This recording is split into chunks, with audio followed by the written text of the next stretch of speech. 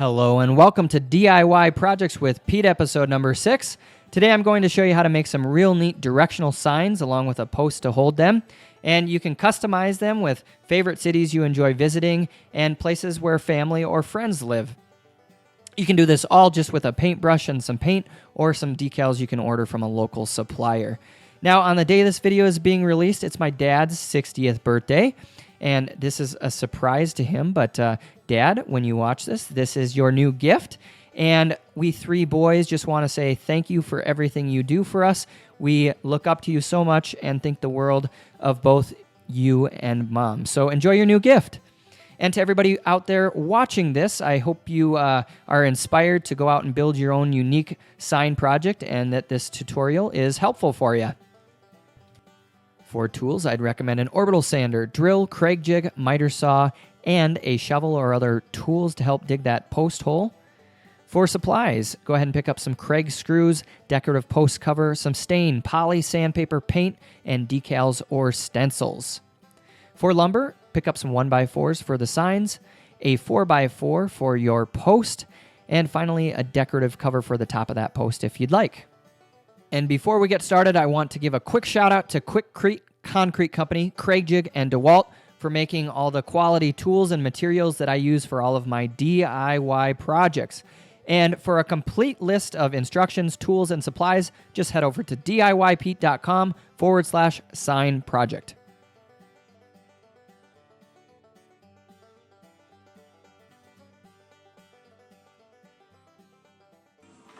All right, let's get started. The first step is to grab your 1x4 board, and then you'll measure and cut your sign blanks out of it. Now, for my project, I did a total of 9 cities, and so I needed 9 sign blanks, and I made them each 30 inches long. But you can make them as wide as you'd like. Now, after cutting each blank, I like to measure to the middle of that 1x4 and put a mark. And I use this so that I can then set the miter saw to a 45-degree angle and cut those directional arrows that I'm going for in my finished project. Once you've finished measuring, you can adjust your miter saw to the 45-degree setting, and then go ahead and cut those angles. Here we are cutting our first angle. You can see that I'm lining up the miter saw with that line that I had made previously in the center of the board. I'm going to do the same angle on each and every sign, and then I can go on to the second, and to do that, I'll move the miter saw over to the other side where it's 45 degrees, and then I can cut the rest of the angles as you see here.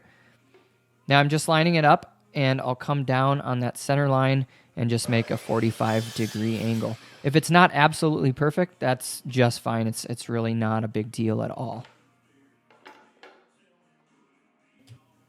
After the angles are all cut, I like to clean up the boards a little bit and remove some of those loose slivers. And to do that, I just use an orbital sander and run it quickly along the edges and along the surface just a bit to smooth things up. Now we'll adjust our Kreg Jig so that we can create the pocket holes to the right depth that we'll use to attach our 1x4 signs to the 4x4 post. Now to do this, you'll use an Allen wrench to loosen the collar, and then you'll move the bit so that it matches up with the line of the thickness of stock you want to go through. We're going to go through 3/4 inch stock, which is what our signs are made out of. And so you tighten it up, that collar then. And then you work with the second mechanism, loosen that screw there, and set that mechanism to the 3/4 inch mark as well. Lastly, you see me with the tension adjustment part, and you'll want to adjust that just so that it fits snugly when you close that with that 3/4 inch stock of your sign. Now that everything's adjusted, grab your bit, throw it into your drill, and you can either use a portable drill or a corded drill. And we'll begin drilling our pocket holes for the sign blanks. So clamp your board into the Kreg Jig, and then I like to do 3 holes into each board just to give it a little bit more security. So put 1 in the left, 1 in the center, and then I like to move the board just a little bit so that I can get the last hole to the right side of the board and have them pretty even. Once you take them out, you can shake them upside down, and that gets some of the sawdust out, and it'll look like that.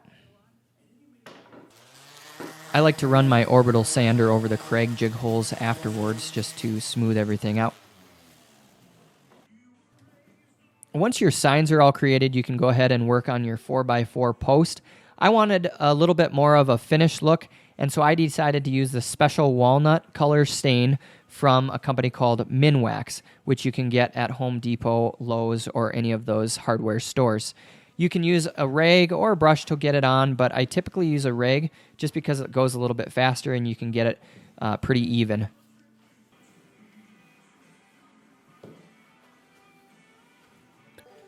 Now it's time to either stain or paint your signs. I chose to spray paint mine, and so the first thing I like to do is set the signs up on blocks so that they're up off the ground. Make sure you're either outside or in a well-ventilated area. If you are indoors like me, make sure that you're wearing a mask to help protect yourself from the fumes. I did 3 coats of paint on each side, and I used 3 different colors. I used blue, green, and black. Like I said, do 2 or 3 coats on each side, and after the last coat, make sure that you give it plenty of time to dry before you apply any decals. Once the stain on your 4x4 post is dried, I'd recommend coating it with 2 or 3 coats of outdoor polyurethane using a brush. Here's a quick look at all of the signs after they had completely dried and before putting any graphics onto them. Now let's talk a little bit about options that you have for decorating those signs. You can either use a paintbrush and some stencils to create the city names and the mileage, or if you are looking for a little bit more professional look or you don't want to have to do all of the painting, you can definitely find a local sign company to make some decals for you. I got mine from my own company called signsofthemountains.com, and you can also head over there and we can print you up some decals as well. Next, you can lay out all of your signs and graphics and make sure that they're in the right orientation for the direction that you want them to be pointing toward. Then you can apply the graphic. It's a lot like just applying a basic sticker, and you can just center it with a ruler, and this is what they look like when all of my graphics were applied. All right, it's time to install our sign in the post, so look around, find a good place, and then start digging. That's what I did. I took a Pulaski and just started going. Now, I was going through some real rocky soil. That's why I'm using a Pulaski, so I can break through some of that sedimentary rock and pull it out as well. Now, I ended up digging a hole about 3 times bigger than the post, just so there was plenty of room and so that I could get all of the rocks out. And I would scoop things out from time to time using a shovel. Now, I had some pretty big rocks that I was digging out, and hopefully you don't have anything like that. Hopefully it's a little bit more softer soil where you are from. It just makes it a whole lot easier. But even though this was some of the rockiest soil I've ever worked with, it only took me about probably 15 to 20 minutes to dig the hole. I ended up digging the hole about 2.5 to 3 feet deep for my 10-foot tall 4x4 post. Now, once the hole is dug, you can put your 4x4 into the hole, and to support it for the time being, I like to take some 2x4s and either nail them in or screw them into each side just to stabilize it before you pack the dirt back into the hole or before you add the concrete. Now, if you've ever built a fence, you've done the same method that I'm about to do here, but I'm using a Quikrete fast-setting concrete mix. I'll open it up, and then I'm going to pour it around the base there.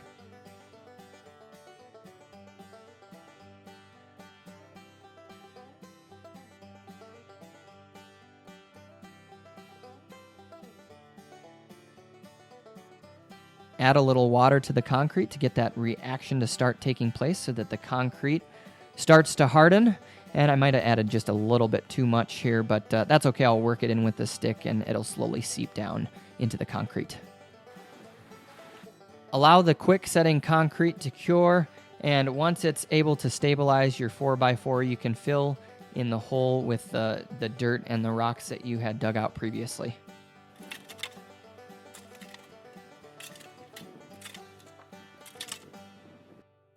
I ended up buying a decorative fence post cover, and so right now I'm just installing that and simply using 2 or 3 screws to drill that in from the top into the 4x4.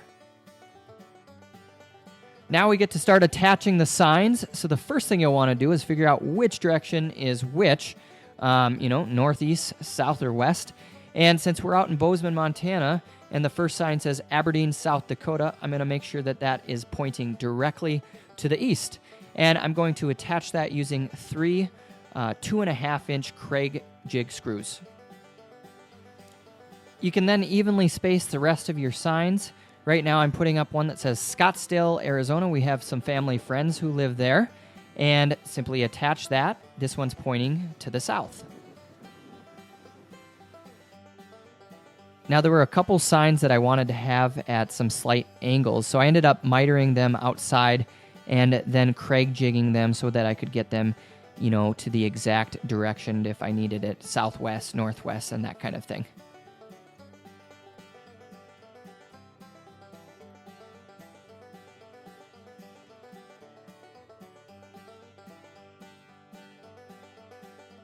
So for this blue sign that says Big Sky, Montana, I put a 20-degree bevel on it so that I could get the sign to point more toward the southwest, which is the direction it is from Bozeman.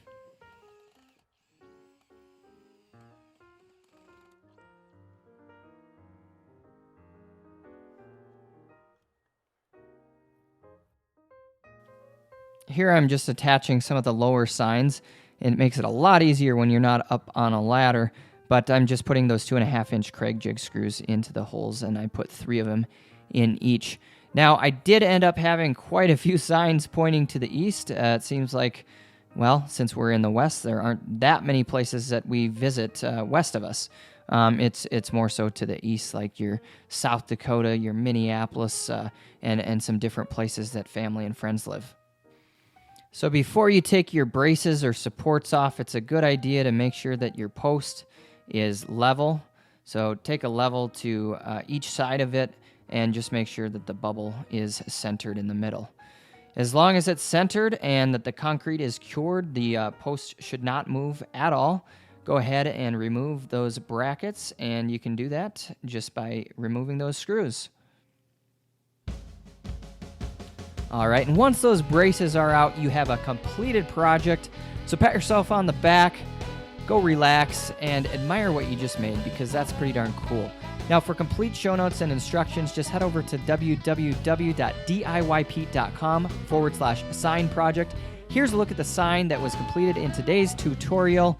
And for all sorts of other projects, just head over to diypete.com and friend me on Facebook at facebook.com/DIY projects with Pete. Thanks again for watching. I hope this inspires you to get out in your garage and to work on some projects. So good luck with those. Cheers from Bozeman, Montana, and we'll see you next time.